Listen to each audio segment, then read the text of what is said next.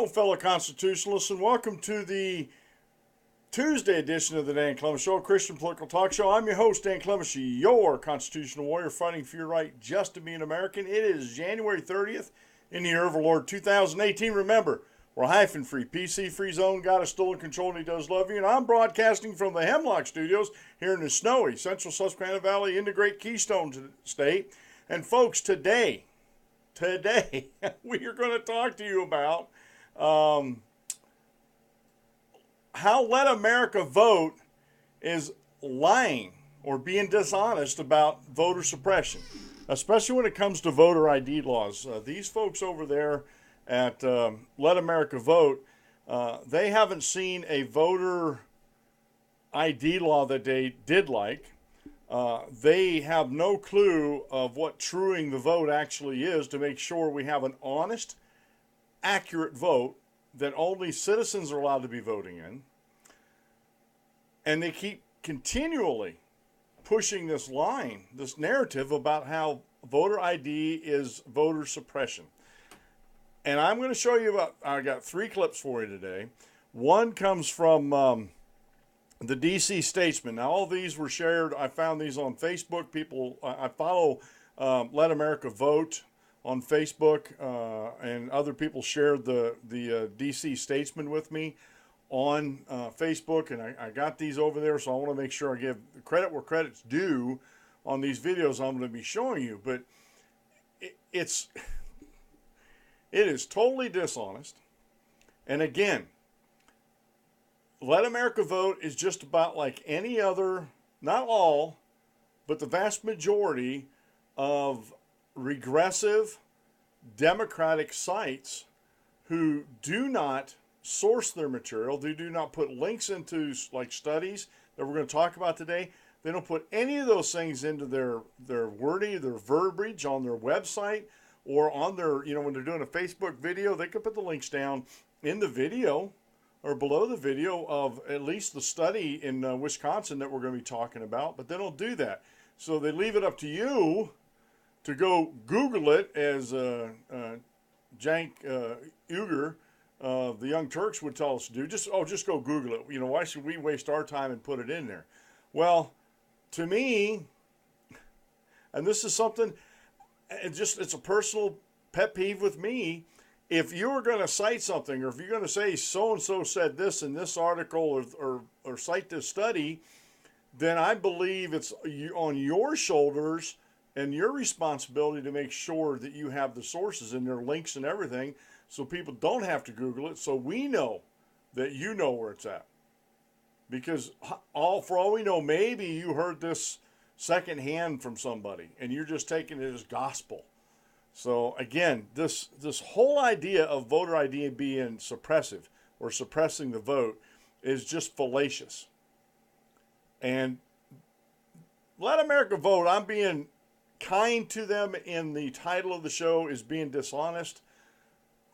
But in most instances, they are outright lying about the voter ID laws in every state that they talk about. And they're actually they're talking about in the last clip, and we'll get to it, they're going to set up more field offices in other states that are proposing or have voter ID laws that they're going to try to get these off the books.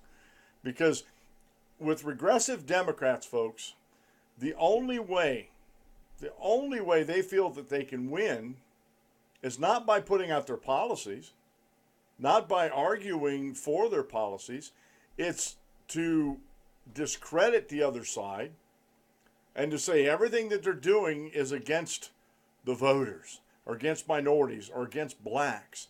And this comes up time and time and time again. And Let America Vote, if you go over on their Facebook site, or if you go over on it's Let America Vote, I think .org or .com, I'm not sure. It's one of the two. I'll have a link to it in the show notes. That'll be on the DanClementsShow.com on the show notes page at the end of this video. So, again, I'm about making sure the vote is accurate and that only citizens are voting. And if you don't feel the need to have an ID, which I don't know anybody that doesn't, personally. And this one video from DC Statesman, they had a man in the street and they're talking to whites and they're talking to blacks separately. And whoa, Dolly, this video is really going to expose some hypocrisy on the left in here. But let's get to it here. The official drink of the Dan Clements Show is Rocky Mountain High brand. Now, most of you know I've been diagnosed with fibromyalgia, and this is one of the things I do for my daily regiment to help me with my pain is to drink. I've been drinking the lemonade because it doesn't have any caffeine in it, but it has 100 milligrams of hemp oil in it, in all of them, in a 16-ounce can. It's carbonated. It tastes good. You get to belch afterwards. They got power drinks. They got protein bars, the whole shebang. They got Eagle Spirit alkaline water, and you can order all these things on Amazon.com. And full disclosure, folks, I do own stock in Rocky Mountain High brands, and hopefully someday that stock might pay off. Okay, now let's get into the show here. Today's daily Bible reading comes from the book of Isaiah, chapter 62, verses 6 through 7. I've set a watchman on the walls, O Jerusalem. They shall never hold their peace day or night. You will make mention of the Lord. Do not keep silent, and give him no rest till he establishes, until he makes Jerusalem a praise in the earth. God has set watchmen on the walls, O Jerusalem, and they shall neither hold their peace day or night. You know, we are God's watchmen today, preachers of the gospel, and we better not be silent when it comes to preaching the gospel. I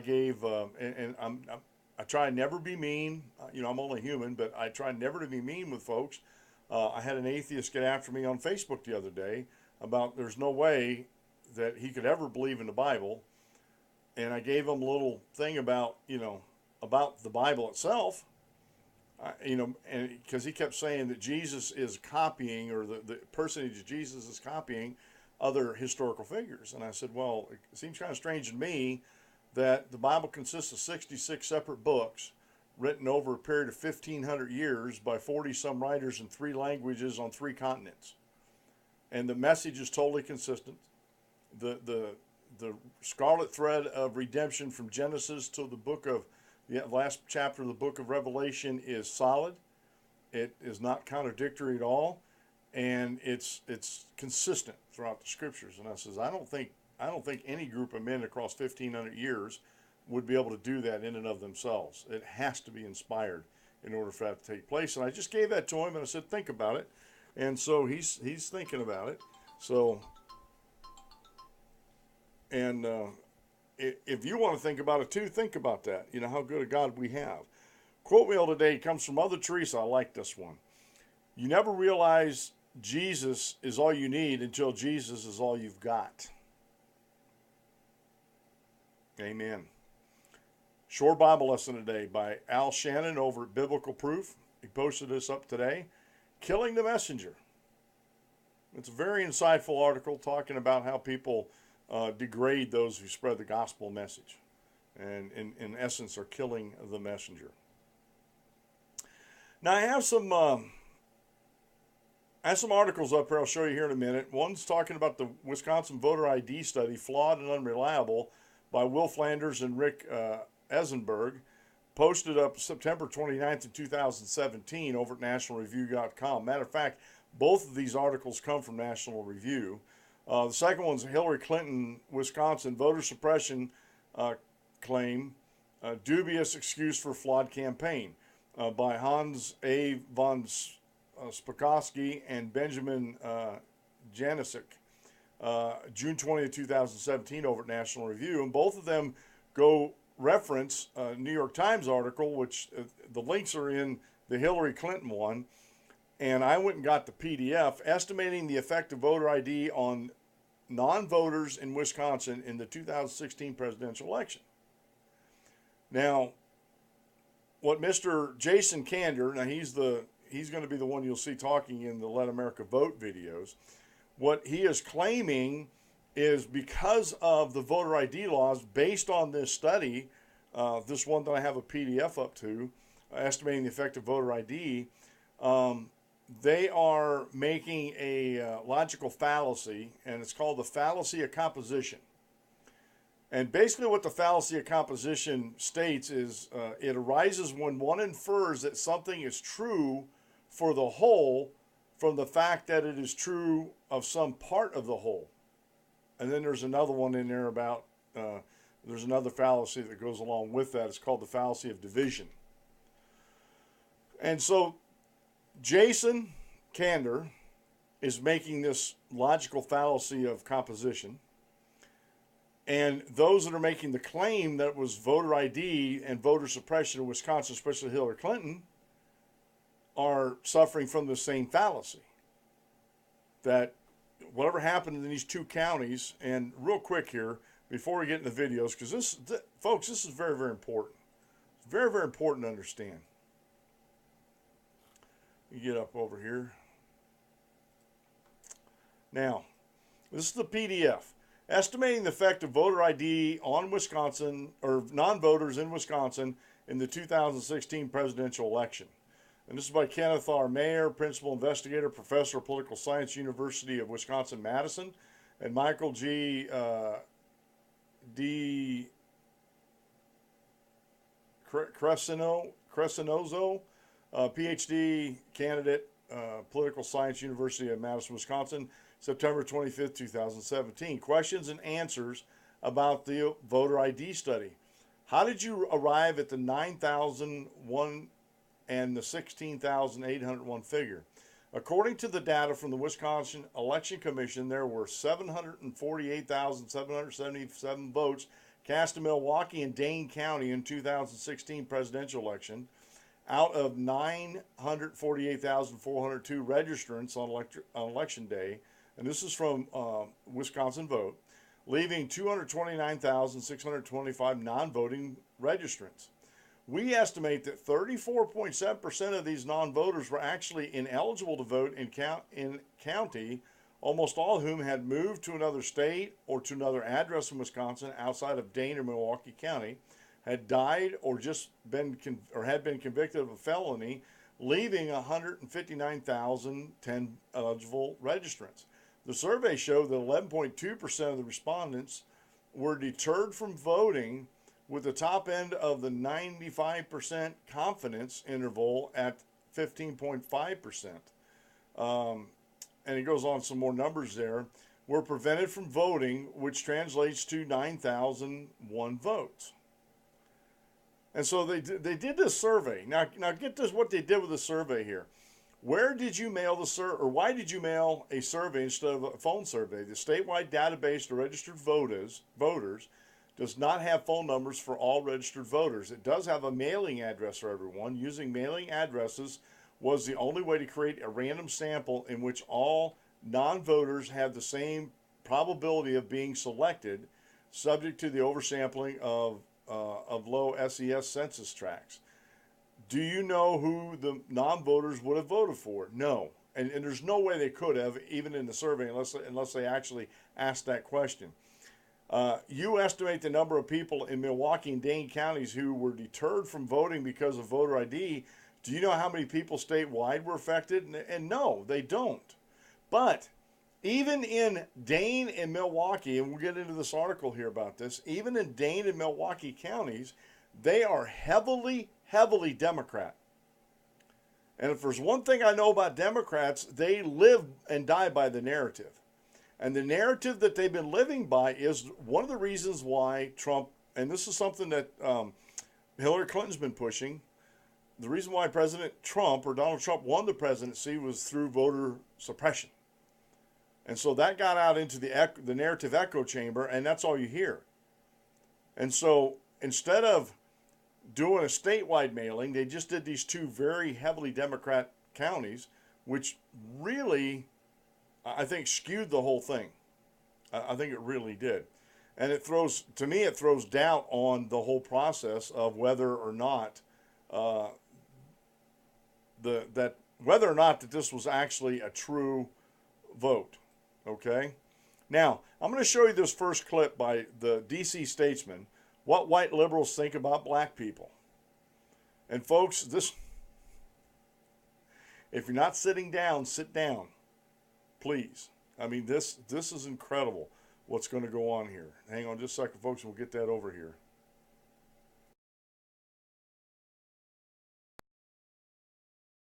I'm Ami Horowitz, and I'm here in Berkeley, California to find out if voter ID laws suppress the black vote.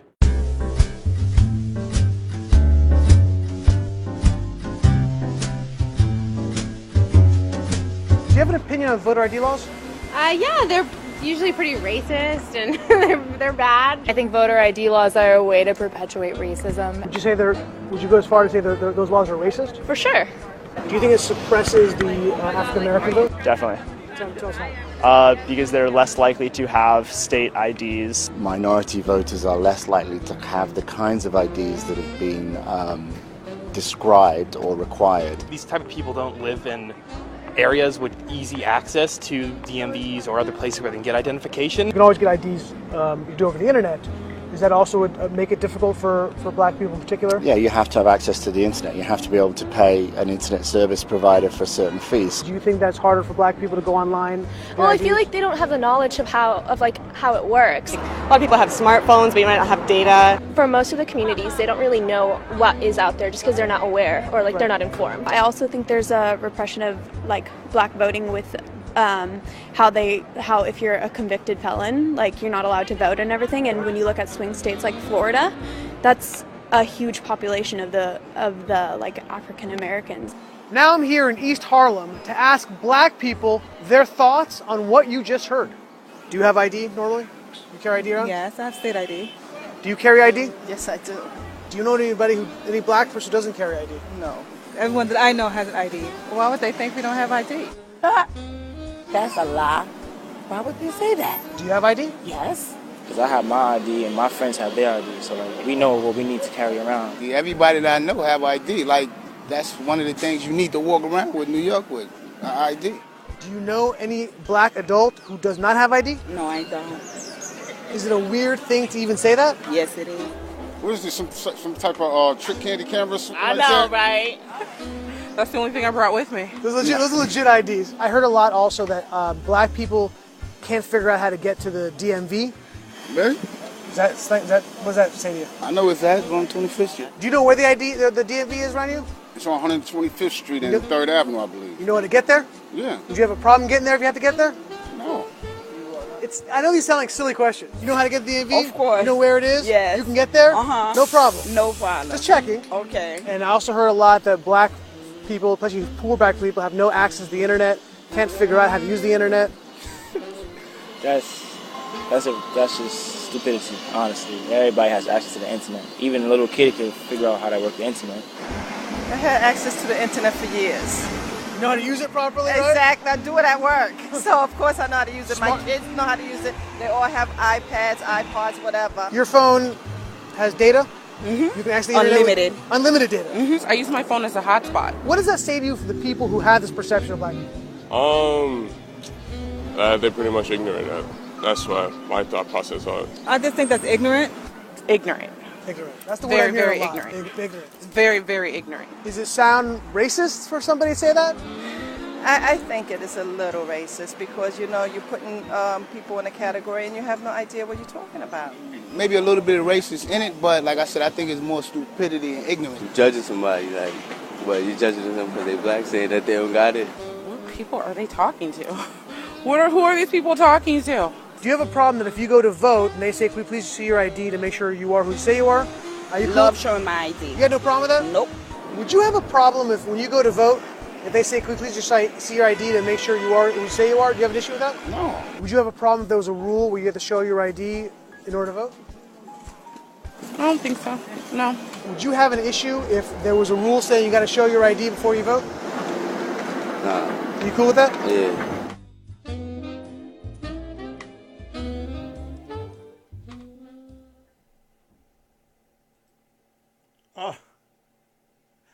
Can you believe that, folks? Can you believe that? These white people and their opinion of black folks. when it comes to IDs, when it comes to internet. And I think these black people were being gracious, saying that, well, it might be a little bit racist, but I think it's more ignorant and more ignorance. And okay, I'll go with that. I'll be gracious like they are and not go any further than that. I still think it's a little bit racist, a little bit more than they do, but I'll hold with what their opinion is. It's more ignorance than anything else. And this is the standard story, folks, you hear when it comes to vote, having statewide voter IDs. And every state, including Wisconsin, that I checked, it is so super simple. If you do not have an ID, so super simple to get it.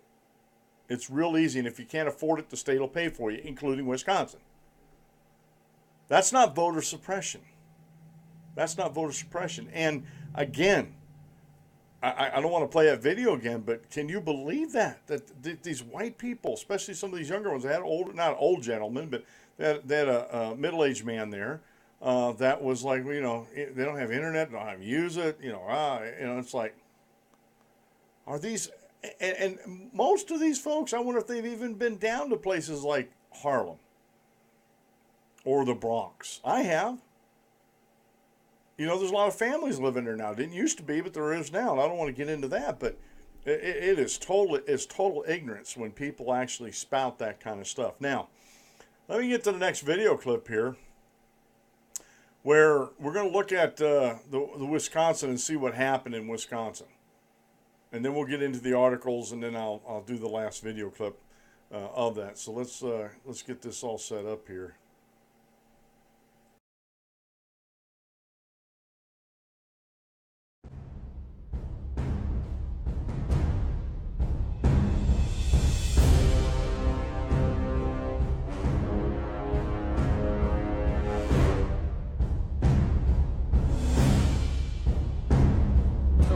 When the state elections officials predicted a turnout of 3.1 million on the level of 08 and 12, a lot of people wondered how Republicans could win a race like that, because those kinds of turnouts are typically better for Democrats. It was a little bit below that, and I think that was helpful for Republicans up and down the ticket. But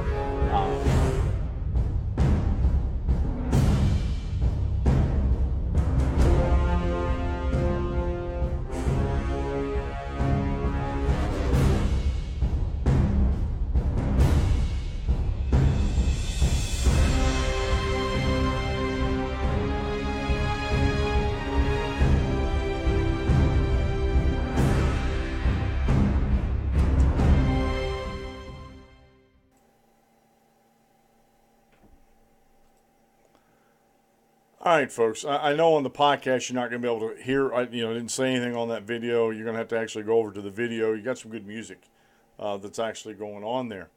A couple of points about that video that if you like I said, this is for the benefit of those that are listening on the podcast. One, that study that was cited was flawed, and the conclusions that were made in there were, again, a fallacy of composition. And that's where they drew this whole conclusion of this 11% of voters, registered voters in these two counties that didn't vote. The reason why was because of these oppressive, suppressive voter ID laws. Remember the first video. And two, one of the things that come out in, there was a tweet that was shown on there, and this actually is talked about elsewhere also. Why is it always somebody else's job to educate somebody on these voter ID laws? We need to do a better job. We need to do a better job educating the people on voter ID laws or any type of voting laws. Why is it always the politician or someone else's job to educate people on that? If you want to vote, and you never voted, or you haven't voted for a while, or you hear some new laws coming down the pike that, like voter ID laws that are coming down, find out. My goodness, more people than you believe have access to the internet. More people than those white folks in that first video have access to the internet than they probably realize, folks. And to me, again, I think it's just out of ignorance that they do that. It is totally out of ignorance that that's being done. Now, I'm not going to get into both of these articles here, but the one article that I want to get into is the Wisconsin voter ID study, flawed and unreliable. And again, this is by Will Flanders and Rick Eisenberg, or Esenberg, Essenberg. They put this up September 29th of last year, 2017. Said earlier this week, professors at the University of Wisconsin-Madison made national news, including a story at the New York Times, with the claim that nearly 17,000 potential Wisconsin voters had been deterred by the state's voter ID law. All the usual suspects responded on cue, repeating all the expected talking points, with the clerk of Milwaukee County suggesting that the survey shows that Jim Crow laws are alive and well. This is what happens when you live inside a narrative echo chamber, folks. And Milwaukee and Dane County are heavily, regressively Democrat. Okay? Someone should have asked some hard questions because the survey proved nothing of the sort. Part of this is due to the methodological flaws such as sample selection bias. But the most egregious error is how the media and scholars are using this study to push a narrative that voter ID laws suppressed turnout in the 2016 election. The study itself does not support this conclusion. Here's why. The survey, which was funded by tax dollars by an elected Democrat in left of liberal Madison, and we're talking about Madison, Wisconsin, folks. When I used to drive truck, should have heard some of the stories I heard coming out of Madison. Left of liberal is putting it mildly. These guys are full-blown regressives up there. They are socialists to the max. Anyway, let me read on here. Was mailed to 2,400 people in the Democrat strongholds of Dane and Milwaukee counties who were registered but did not vote. It asked respondents why they did not vote. Very few of the people who received the survey responded, and of those who did, about 30 said it was because they thought they lacked a proper form of ID. This number was extrapolated into a larger number with the unstated claim that almost all of them would have voted for Hillary Clinton. Now, in the survey, they didn't say that, but news outlets and other folks were actually saying that. And again, these folks, and I stopped the reading here for those on podcasts, these folks are committing the fallacy of composition. They're falling into that trap, even in these two counties. And only 30 people said they thought they lacked the proper form of ID. And that's why they didn't vote. And that in the one video, they talked about voter turnout. In that last video I shared, talk about voter turnout was lower. Well, I wonder why voter turnout might have been lower with all the polls almost in lockstep during the campaign season between Donald Trump and Hillary Clinton, had Hillary Clinton winning the presidency in a walk. Winning it in a walk. So would that have deterred people saying, well, she's going to win it in a walk. She doesn't need my vote. I'm not going to waste my time to go vote. Could that be? Now, we don't know for sure, but that could be a possibility. That was one of the first things I thought of.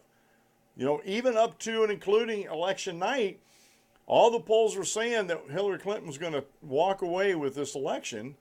And I was watching a YouTube video that never gets old. It was a compilation of, I can't remember, I think he was on CNN or MSNBC. Cenk Uygur from the Young Turks was just beside himself. He could not believe how the night was actually turning out, and Donald Trump was just stomping on Hillary Clinton. And he lost it. He totally lost it. So could that be a problem? Yeah, that could be part of the problem. These erroneous polls. Among those who did respond, I'm picking up the reading, the main reason cited for not voting was that they were unhappy with the choice of candidates or issues. 33% chose this.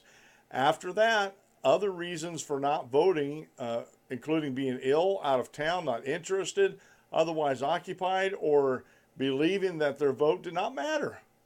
Only 1.7% of respondents believed that they did not have the adequate photo ID, and 1.4% claim to have actually been turned away at the polling place, which might have been related to ID. But put another way, the main reason for not voting, cited by somewhere between 95 and 98% of the respondents, was unrelated to voter ID law.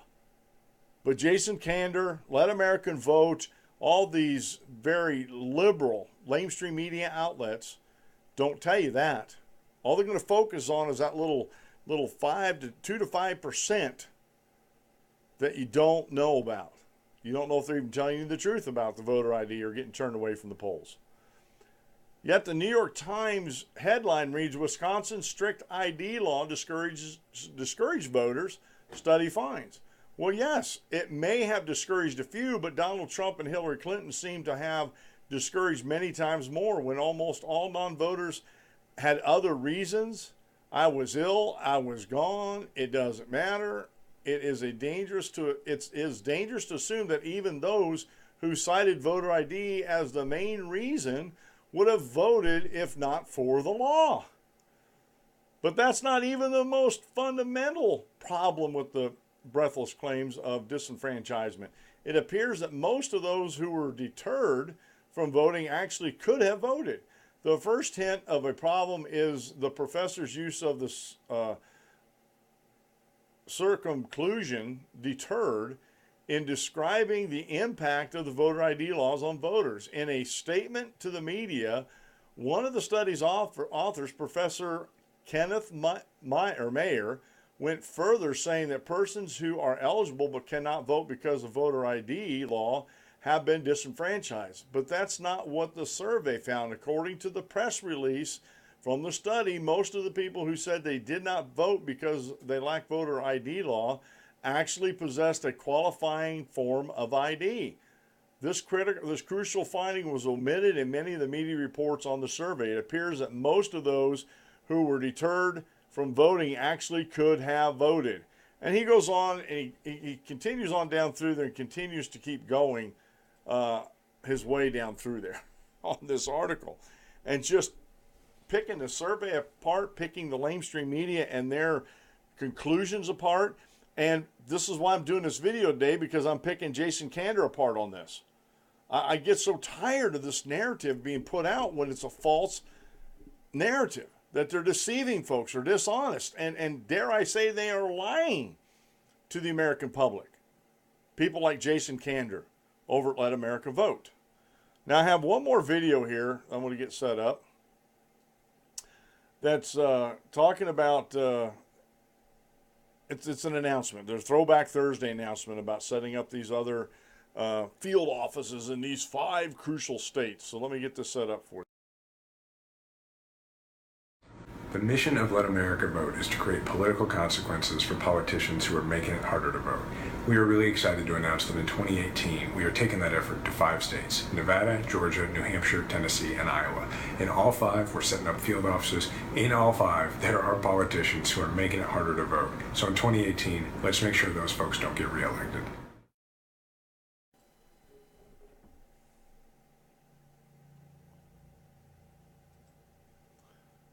All right, you heard him. They're going to set up these field offices, folks. That these politicians are making it harder for people to vote. I don't, and again, I sound like a broken record. I don't know anybody that doesn't have an ID. It seems to me, if I want to participate in this fallacy of composition, like these liberals and these regressives, like Jason Kander does, and the lamestream media outlets that like this narrative that voter ID is suppressive, then the short video from the D.C. Statesman about what white liberals think about black people, almost everybody in Harlem has an ID, has some form of ID, and they're in some way to connect to the internet, either at work or through their smartphones, their iPads, their notepads, whatever. They're able to do so. If I may participate in this fallacy with my liberal friends out there, which actually I'm not going to. But again, this is a narrative in an echo chamber, and they think it's getting them traction. And folks, we got to get this message out. We got to make sure that our liberal friends out there know that they're being lied to when it comes to voter ID. Whenever I see it on Facebook or Twitter, I try to correct it in a loving way, but I still try to put the information out that they need. And I push back against Jason Kander and his videos over at Let America Vote and Common Cause, like we were talking about in Ohio, the Supreme Court case where the Navy man was suing the state because he was taken illegally off the voter rolls or whatever his case was. And it seemed funny to me that the Ohio voter purge law, the part of their law about keeping the voting polls clean and accurate, is almost verbatim of the National Voting Rights Act of '93, the federal government. And then I had people come back to me and say, well, the Sixth Circuit Court of Appeals doesn't agree with you. And I said, yeah, that's because the Sixth Court of Appeals didn't take the law that Congress passed and apply it to the case. The judges on the Sixth Circuit Court, which covers Ohio and Michigan, were being activists. Oh, no, you can't do that. The second part of that purge.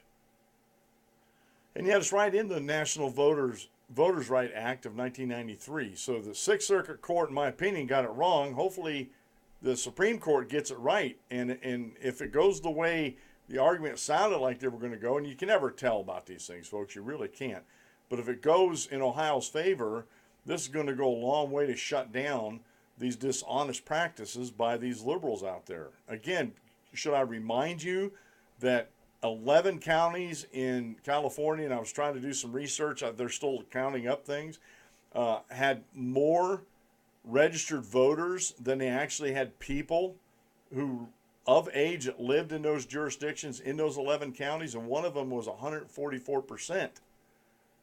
Now they're going back and seeing how many ballots were cast in those counties, and that's been taking a while. I know Judicial Watch is working on this, trying to get a Freedom of Information Act to find out. They don't care about the people's name. They just want to find out how many votes were actually cast compared to how many people live there and how many people are registered. And down in Los Angeles, should I remind you of the zombie apocalypse that happens every time a midterm or a national vote happens? That there's so many dead people that are voting that have been dead for years and should have been cleaned off the voting rolls years ago? Should I remind you of the massive, and this is still ongoing investigation in PA, the state police, a few months back, or I think it was last summer, actually dug into some allegations and were finding a lot of evidence for voter fraud here in Pennsylvania. And again, it's just, I was watching a Facebook video of a young illegal immigrant.